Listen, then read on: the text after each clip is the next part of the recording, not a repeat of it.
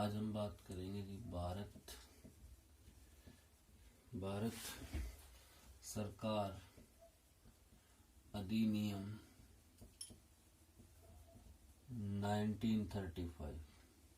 1935 में एक भारत सरकार अधिनियम आया था जी। इसकी क्या क्या विशेषताएं रही थी इसके बारे में बात करेंगे। सबसे पहली बात, इस विधेयक के द्वारा या इस अधिनियम के द्वारा पूर्ण रूप से उत्तरदायी सरकार का गठन किया गया। पूर्ण रूप से उत्तरदायी सरकार का गठन हुआ। ठीक है, इसके बाद क्या हुआ, इस अधिनियम में 321 धाराएं थी। 321 क्या थी? धाराएं थी। 10 अनुसूचियां थी।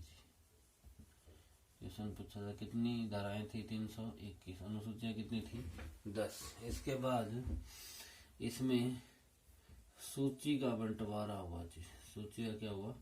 बंटवारा। सूची मतलब होता है काम को बांटना। जैसे कुछ एक काम केंद्र सरकार करती है, कुछ एक काम क्या करती है? राज्य सरकार करती है। कुछ एक काम में दोनों मिलके काम करते हैं। तो जो काम सिर्फ केंद्र सरकार करती है उनको क्या कहा जाता है जी? संघ सूची।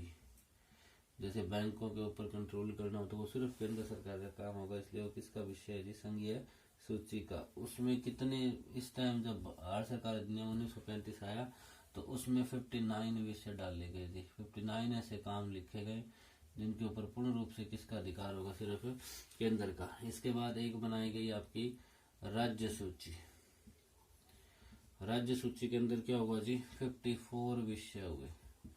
कितने डाले गए? 54। इसी तरह एक बनाई गई आपकी समवर्ती सूची। समवर्ती सूची में कितने हुए टोटल? 36। समवर्ती क्या होती थी जी? जिसपे दोनों मिलके काम करें। जैसे कृषि के मामले हो, ये चीजें होती हैं, इन पे दोनों मिलके काम करते हैं, इसलिए इनको क्या कहा जाता है? समवर्ती। यानी केंद्र सरकार भी काम करती है और राज्य सरकार। इसके बाद कुछ एक अवशिष्ट शक्तियां और दी गई जी। अवशिष्ट शक्तियां क्या होती है जी? कुछ एक ऐसी शक्तियां होती है जब संविधान बनता है उस टाइम वो चीजें नहीं होती, वर्तमान मान लो कि आगे होने वाले फ्यूचर टाइम में वो आ जाए तो उनको कौन सी शक्तियां कहा जाएगा? अवशिष्ट शक्तियां। जैसे इंटरनेट था, जब 1950 के अंदर संविधान लागू हुआ उस टाइम इंटरनेट नहीं होता था। ठीक है जी, तो इसलिए उसको उस टाइम संघीय सूची में भी नहीं डाला गया, राज्य में भी नहीं डाला गया, समवर्ती। अब इंटरनेट किसका विषय हो जाएगा? अवशिष्ट सूची का, क्योंकि वो बाद में आया है। ठीक है, तो बाद में ऐसा कोई काम होने वाला हो संविधान के लिखने के बाद, उनको किस में डाला जाता है? अवशिष्ट शक्तियों को। तो इस अधिनियम के तहत अवशिष्ट शक्तियां किसे दी गई? तो वायसराय को दी गई। किसको दी गई? वायसराय को। तो भारत सरकार अधिनियम के तहत पूर्ण रूप से उत्तरदायी सरकार का गठन हुआ। 321 धाराएं आई इसमें और 10 अनुसूचियां थी। सूची का बंटवारा किया गया। संघ सूची, राज्य सूची, समवर्ती। संघ सूची यानी केंद्र सरकार काम करेगी, 59 विषय। राज्य सूची में सिर्फ राज्य सरकार काम करेगी, 54 विषय। समवर्ती सूची में कुल 36 विषय डाले गए जिसपे दोनों सरकारें काम करेगी। ठीक है, इसके बाद अवशिष्ट शक्तियां मतलब कुछ एक बाद के संविधान के बाद में कोई आए तो उनको किसको पावर दी गई जी? वायसराय को पावर मिली थी। इसके बाद यही चलेगा जी भारत सरकार अधिनियम 1935, क्योंकि ये काफी बड़ा है। भारत का संविधान भी इस भारत सरकार अधिनियम के बारे में तो ये भी कहा जाता है कि यह अंग्रेजों के द्वारा लिखा गया भारतीयों के लिए पहला संविधान था। ठीक है जी। इसके बाद प्रांतों में द्वैध शासन स्थापना, द्वैध व्यवस्था समाप्त कर दी गई थी। क्या कर दिया गया? प्रांतों के लिए द्वैध शासन व्यवस्था, प्रांतों के लिए द्वैध शासन व्यवस्था समाप्त कर दी गई। द्वैध शासन व्यवस्था का मतलब क्या होता है? कुछ एक शक्तियां प्रांत को दे रखी थी लेकिन उनके ऊपर प्रांतों का पूर्ण रूप से अधिकार नहीं होता था। लेकिन अब क्या हुआ जी? अब प्रांतों को पूर्ण रूप से अधिकार देने शुरू कर दिए, यानी प्रांतों की द्वैध शासन व्यवस्था को क्या कर दिया गया? समाप्त कर दिया। प्रांतीय स्वायत्ता का शुभारंभ हुआ इसके कारण। ठीक है जी। इसके बाद राज्य में उत्तरदायी सरकार की स्थापना हुई।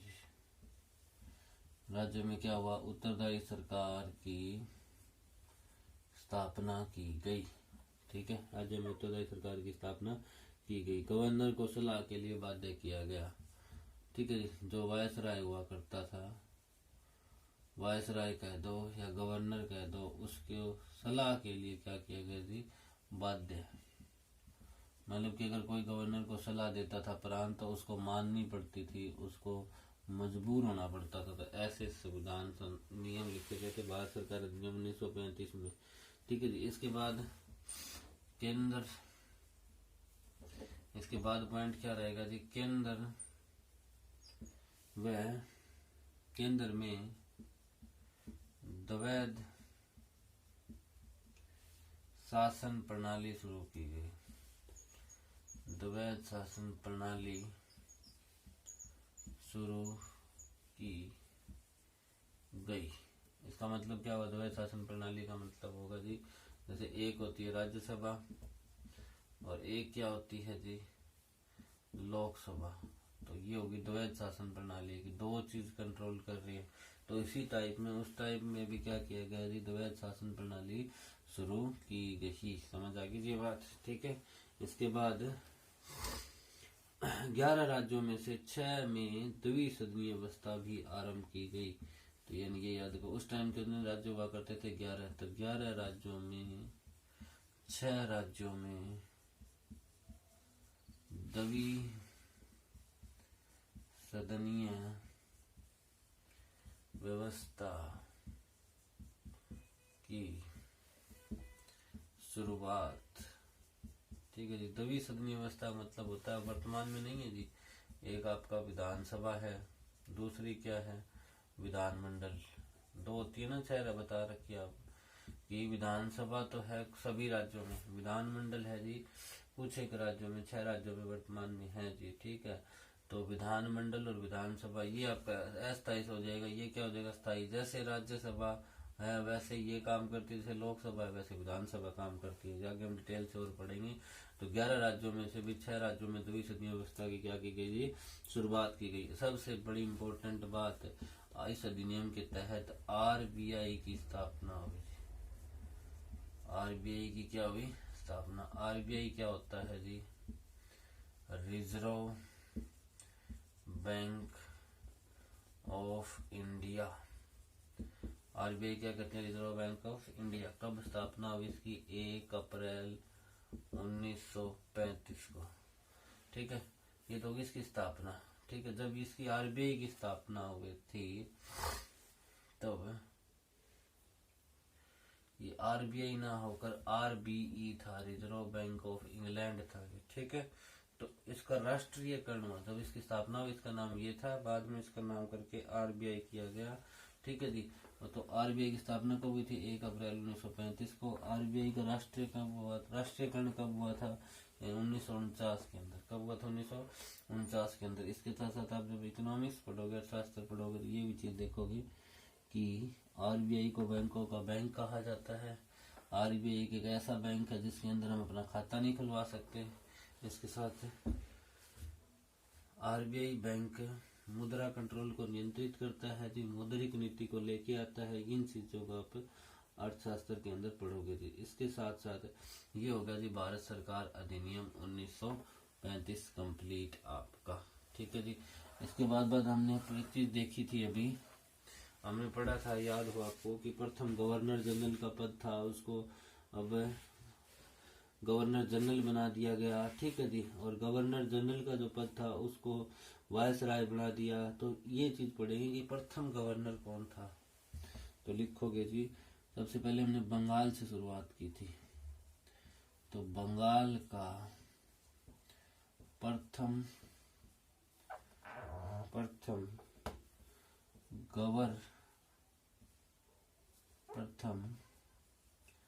गवर्नर, बंगाल का प्रथम गवर्नर कौन था, याद रखिएगा जी, लॉर्ड क्लाइव।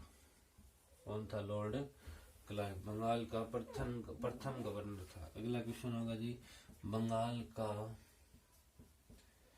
अंतिम गवर्नर, बंगाल का अंतिम गवर्नर कौन था, वारेन हेस्टिंग। कौन था जी? Warren Hasting. इसके बाद बंगाल के प्रथम गवर्नर जनरल कौन थे? बंगाल के प्रथम। फिर बाद में क्या हुआ, जो बंगाल का गवर्नर था उसको बंगाल का गवर्नर जनरल बनाया गया। तो ये अंतिम रहा है। ये क्या रहा है जी? अंतिम गवर्नर रहा। तो जब ये खत्म हो गया पद, ये पद लागू हुआ, तो ये सबसे पहले बनेगा कि नहीं बनेगा? तो ये हो जाएगा वारेन हेस्टिंग ही था जी। ठीक है, तो ये हो जाएगा बंगाल का प्रथम गवर्नर जनरल। फिर आपने पढ़ा कि बंगाल के गवर्नर जनरल का पद भारत के गवर्नर जनरल में कन्वर्ट किया गया। तो बंगाल का अंतिम गवर्नर जनरल कौन था? तो ये था जी विलियम बेंटिक। William Bentinck.